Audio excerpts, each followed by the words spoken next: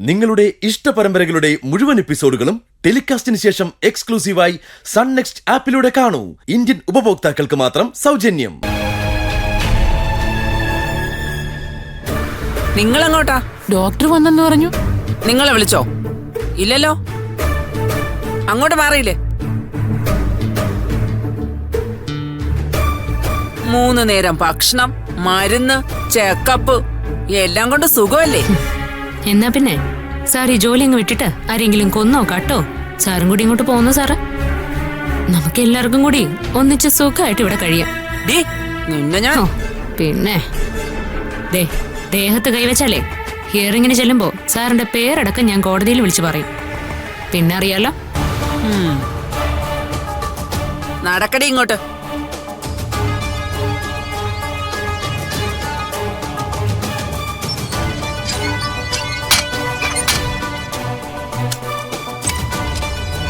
പോ, നടക്ക.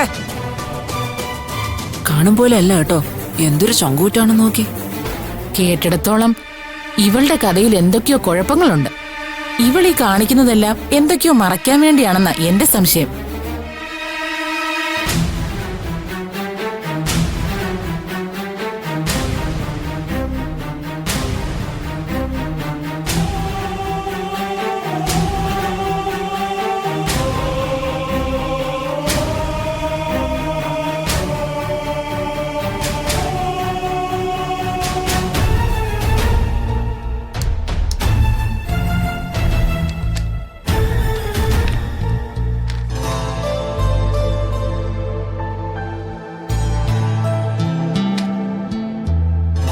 ഇത് ഫാർമസി കാണിക്ക്. ശരി, എഴുന്നേക്ക്.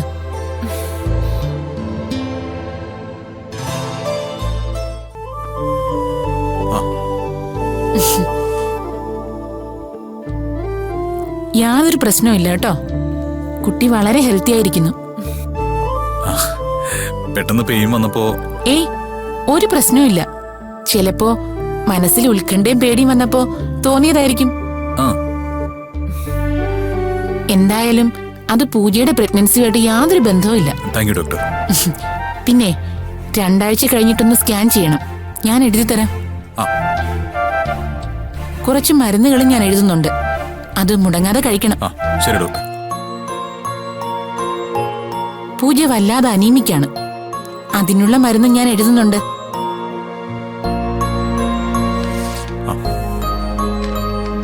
പിന്നെ ഒരു ഡയറ്റീഷ്യനെ കാണണം. ഗർഭകാലത്ത് കൃത്യമായ ആഹാരശീലങ്ങൾ പാലിക്കണം. ചിട്ടയായ വ്യായാമവും വേണം. കേട്ടല്ലോ? ശരി ഡോക്ടർ. പിന്നെ കുഞ്ഞിനെ വരവേൽക്കാനേ മനസ്സും വീടും പരിസരവും ഒക്കെ ഒരുക്കി വെച്ചോളൂ. ശരി ഡോക്ടർ.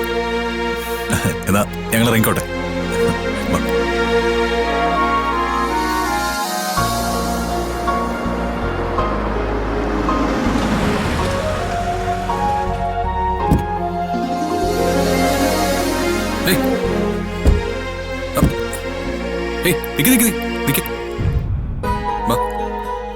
എനിക്ക് കുഴപ്പമൊന്നുമില്ല ചേട്ടാ.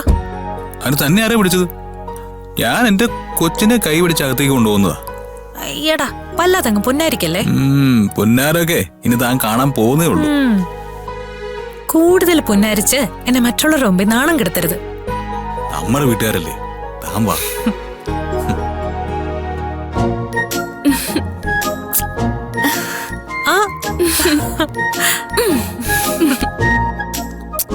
കൺഗ്രാറ്റുലേഷൻസ്.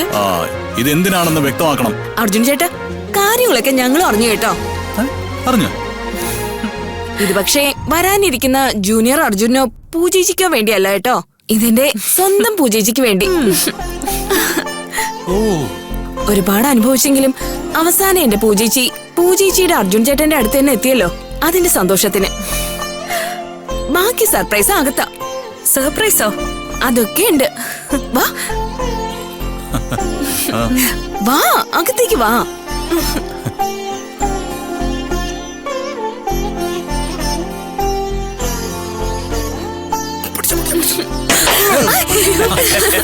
പൊളിയാണല്ലോ.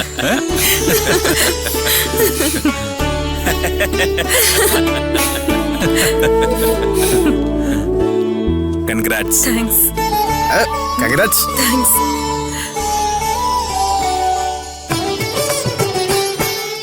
ഇതാണ് ആ സർപ്രൈസ്. ആ, എന്തൊക്കെയാളാ ഇത്? ഈ കുടുംബത്തിലെ എല്ലാരും ഏറ്റവും കൂടുതൽ സന്തോഷിക്കുന്ന ദിവസങ്ങളല്ലേ ഇനി? ഒന്ന് ആഘോഷിക്കളയെന്ന് വിചാരിച്ചു. ജനിക്കാനിരിക്കുന്ന കുട്ടിക്ക് വേണ്ടതെല്ലാം വാങ്ങിച്ചുകൊണ്ടാ സ്നേഹം വന്നിരിക്കുന്നത്. അതെ പൂജ, ബേബി സോപ്പും ഉടുപ്പും എല്ലാം ഉണ്ട്. അതെ, ആദ്യത്തെ 2 വർഷത്തേക്ക് ഇനി കുഞ്ഞിനെ ഒന്നും വാങ്ങിക്കണ്ട. ആണോടാ? എന്തിനാ സ്നേഹം ഇങ്ങനെയൊക്കെ? ഇതൊക്കെയല്ലേ പൂജേച്ചി സ്നേഹം എന്ന് പറയുന്നത്? വാ വാ വാ, കേക്ക് കെട്ടിയാണോ? വാ വാ. ആയിക്കോട്ടാ.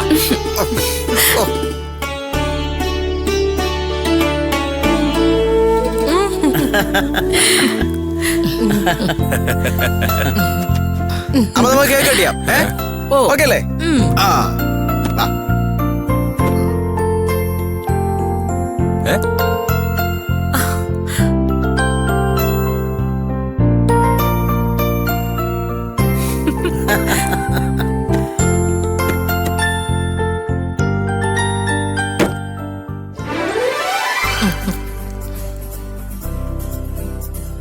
ഇതെന്തൊക്കെയാണ് ഇതിനകത്ത് എഴുതി വെച്ചിരിക്കുന്നത്? അത് എന്റെ പണിയല്ല, ഇവിടെ. Welcome to our precious guest. ഈ ഗസ്റ്റ് പൂജേച്ചിയല്ല, പൂജേച്ചിയുടെ ഉള്ളിൽ നിന്ന് വരാനിരിക്കുന്ന ആളാ.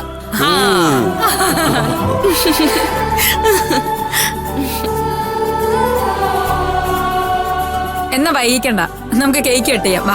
അതെ, നിങ്ങൾ രണ്ടുപേരും കൂടെ കട്ട് ചെയ്താൽ മതി. ഞങ്ങളെ കെട്ടിയത്തുള്ളൂ. അതെ, മുമ്പൊരിക്കൽ പൂജയെ കണ്ടുമുട്ടിയതിന്റെ ഓർമ്മയ്ക്ക് ആരും അറിയാതെ കേക്ക് കട്ടിയത് ഓർമ്മയുണ്ടോ? പഴയ കാര്യങ്ങളൊക്കെ ഇനി പറയണ്ട മാതിരി. അമ്മ നല്ല കാര്യങ്ങളല്ലേ അമ്മേ? അതുകൊണ്ടല്ല, മുമ്പത്തെ ഏത് നല്ല കാര്യവും നശിപ്പിക്കാൻ ആരെങ്കിലും ഒക്കെ ഉണ്ടായിരുന്നു. നല്ലത് ഓർമ്മിക്കുമ്പോൾ നമ്മൾ ചീത്തയെ ഓർമ്മിക്കും. അത് വീണ്ടും നമ്മുടെ സന്തോഷം ഇല്ലാതാക്കും. ആ, അത് അച്ഛൻ പറഞ്ഞ് ശരിയാ. എന്നാ ഇനി വൈകിക്കണ്ട, കേക്ക് കട്ട് ചെയ്യാം. വാ. ഓക്കെ, വാ. ആ.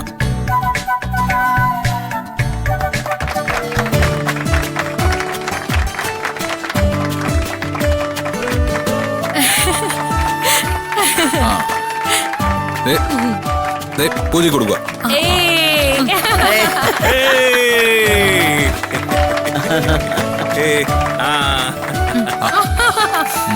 ഇനി എന്റെ അമ്മയ്ക്ക്. ഇനി എന്റെ അച്ഛമ്മയ്ക്ക്. ഇനി ആർക്കാം? അയ്യോ, കനികച്ചിക്ക് കൊടുക്കടാ. ആ, അങ്ങനെ ചേച്ചി. എനിക്ക് എന്താടാ എനിക്ക് വായി വലിയ മുറിച്ച്? വലിയ പീസ്, ദാ, വലിയ പീസ്. കഴിക്കണം.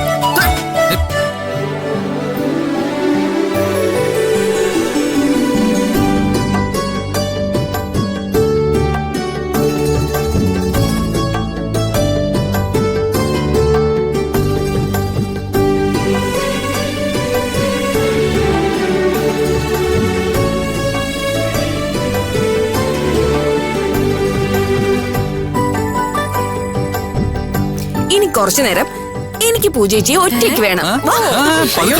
പതുക്കെ വലിക്ക്. വലിയല്ലേ? പതുക്കെ. അയ്യോ, എന്തൊരു കെയറിങ്ങാ ഇത്. അതെ, ഈ സമയത്തെ കാര്യങ്ങൾ എങ്ങനെ കൈകാര്യം ചെയ്യണമെന്ന് ഞങ്ങൾ പെണ്ണുങ്ങൾക്ക് അറിയാം കേട്ടോ. എന്നാ കഴിയില്ലേ? പടി. ഈ അജുവേട്ടൻ എന്നെ നാട്ടിക്കും.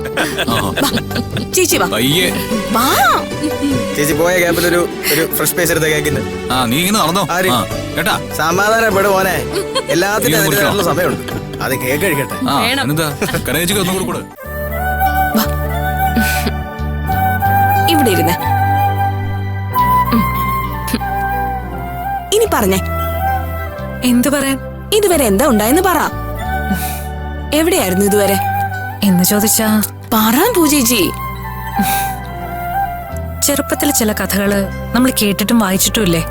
അത്ഭുത ലോകത്തെ ആലീസിനെയൊക്കെ പോലെ ഞാനും അങ്ങനെ ഒരു ലോകത്തായിരുന്നിരിക്കണം. അത്ഭുതങ്ങളില്ലായിരുന്നു എന്ന് മാത്രം. പിന്നെ അമ്പരപ്പുകളുടെ ഒരു വല്ലാത്ത ലോകത്ത് എല്ലാം തെളിഞ്ഞു കിട്ടിക്കഴിഞ്ഞപ്പോ എനിക്ക് മനസ്സിലായത് അതാണ് സ്നേഹ. അത്ഭുത ലോകത്തെ ആലീസിനെ പോലെ അമ്പരപ്പുകളുടെ ലോകത്തെ പൂജ, അതായിരുന്നു ഞാൻ. അപ്പോ ആരെയും ഓർമ്മ വന്നില്ല എന്നത് സത്യമായിരുന്നു? അതെ. അമ്മയ്ക്ക് വർഷങ്ങളോളം സംഭവിച്ചത് ഞാൻ കുറച്ചു കാലം കൊണ്ട് അനുഭവിച്ച് തീർത്തോന്ന് മാത്രം. ഇവിടെ പൂജേച്ചിയായി അഭിനയിക്കാൻ വന്നവളുടെ അടവും അതൊക്കെ തന്നെയായിരുന്നു. ചില സമയത്തെ ഓർമ്മയില്ലാതെ അഭിനയിക്കൽ കള്ളത്തരം പിടിക്കാതിരിക്കാനുള്ള ഒരു നമ്പറാ. ബോധമുള്ളവർ ഓർമ്മയില്ലാത്തതായി അഭിനയിക്കുന്നത് ഒരു രക്ഷപ്പെടല. പക്ഷെ ശരിക്കും അത് അനുഭവിക്കുന്നത് വല്ലാത്തൊരവസ്ഥയാ. കുറെ കാലം ഒരു ആദിവാസി കുടില്, അന്ന് മൊത്തം ബ്ലാങ്ക് ആയിരുന്നു. പിന്നെ പെട്ടെന്ന് അമ്മയെന്ന് പറഞ്ഞൊരാൾ വന്ന് കൂട്ടിക്കൊണ്ടു പോകുന്നു. വിചിത്രമായി പെരുമാറുന്ന കുറെ ആളുകളുടെ ഇടയിലേക്ക് എത്തുന്നു. എന്തിനെന്ന് മനസ്സിലാവാതെ കുറെ ആളുകൾ നമ്മളോട് ശത്രുവിനെ പോലെ പെരുമാറുന്നു. ഇടയ്ക്ക് ചിലരൊക്കെ അന്വേഷിച്ചു വരുന്നു. എങ്ങനെ പെരുമാറണം, പ്രതികരിക്കണം എന്നറിയാതെ നമ്മൾ വല്ലാത്തൊരവസ്ഥയിലാവുന്നു. അത് നീ ചോദിക്കും പോലെ അത്ര എളുപ്പത്തിൽ പറയാൻ പറ്റുന്നതല്ല സ്നേഹ. എനിക്കറിയാം. പക്ഷേ അറിയാതെയാണെങ്കിലും പൂജേച്ചി കുറച്ചു കാലം അവളായിട്ട് കൂടി ജീവിച്ചു, റാണിയായിട്ട്. അതെ. അതുകൊണ്ട് എനിക്കിപ്പോ ഒരു കാര്യം അറിയാം. ലോകത്ത് ഏറ്റവും നിസ്സഹായരും പാവങ്ങളും അത് അമ്മമാരാ. അത് റാണിയുടെ അമ്മയായാലും എന്റെ അമ്മയായാലും ആരുടെ അമ്മയായാലും. അത് എങ്ങനെയാ മനസ്സിലായെന്ന് സ്നേഹിക്കറിയോ? ഞാനൊരു അമ്മയാവാൻ പോകുന്നു എന്നറിഞ്ഞപ്പോ ആ സമയത്ത് ഭൂതകാല ഓർമ്മയില്ലാതെ പോയ ഒരാളുടെ അമ്പരപ്പ് സ്നേഹയ്ക്ക് ഊഹിക്കാൻ പോലും പറ്റാത്തതാ സ്നേഹ.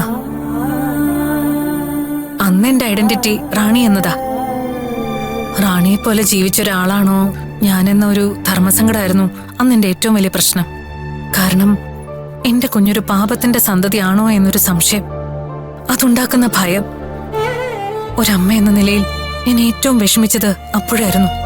അതൊക്കെ ഇപ്പൊ മാറിയില്ല പൂജേച്ചി. അച്ചമ്മ പറഞ്ഞതാണ് ശരി. ആലോചിക്കാൻ പോലും പറ്റാത്ത ഒരു കാലത്തിലൂടെ കടന്നു പോയതാ പൂജേച്ചി. ഞാനത് ചോദിക്കാൻ പാടില്ലായിരുന്നു. വിട്ടേക്ക് പൂജേച്ചി, ഇനി അതൊന്നും ഓർക്കണ്ട. പക്ഷെ ഒരു കാര്യം ഉറപ്പാ, ഇനി പൂജേച്ചിയുടെ ജീവിതത്തില് ഏറ്റവും നല്ല കാലം വരാൻ പോകുന്നത്. എനിക്കത് ഉറപ്പാ.